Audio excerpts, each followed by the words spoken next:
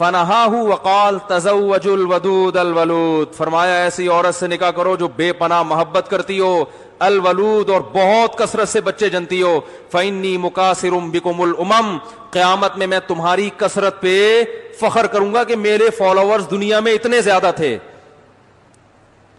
کیونکہ ایمان والا بچہ پیدا ہو جانا ایک مسلمان تو آج دنیا میں جتنے مسلمان ہیں آپ بتاؤ، ہمارے ماں باپ اگر نسل روکتے تو آج اتنے مسلمان ہوتے؟ میں برما میں تھا، میں نے وہاں بیان کیا، پوری مسجد بھری ہوئی تھی.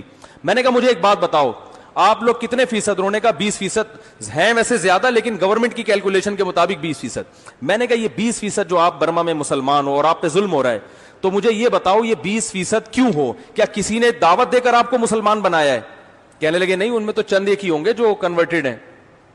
میں نے کہا اس لیے ہو کہ آپ کے والدین نے نسل نہیں روکی، باپ دادا نے بھی نہیں روکی، والدین بھی. اگر آپ کے والدین اور باپ دادا دو بچے پیدا کر کے جاتے تو آج آپ 10% ہوتے. تو برما میں مسلمان جتنا پٹ رہے ہیں اس سے دگنا پٹتے ہیں، کیونکہ ڈیفنس کی ابھی تو پھر بھی ایک بڑی آبادی ہے نا، ڈر ہوتا ہے کہ یہ امڑ کے نہ آ جائیں، اور زیادہ ظلم ہوتا.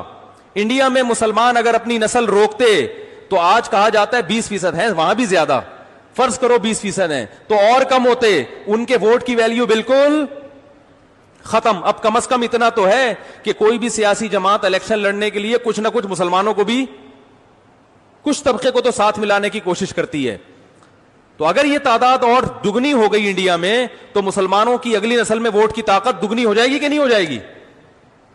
تو غامدی صاحب کو کہنا چاہیے تھا کہ انڈیا کے مسلمانوں، ہندو جو ہمیشہ جو متعصب ہندو جیتتے ہیں اس کی وجہ یہ ہے کہ ان کی تعداد، ان کا ووٹ بینک انڈیا میں زیادہ ہے. آپ بہت تیزی کے ساتھ نسل بڑھاؤ تاکہ اگلی نسل میں آپ کا ووٹ بینک، اس کی قوت بڑھ جائے.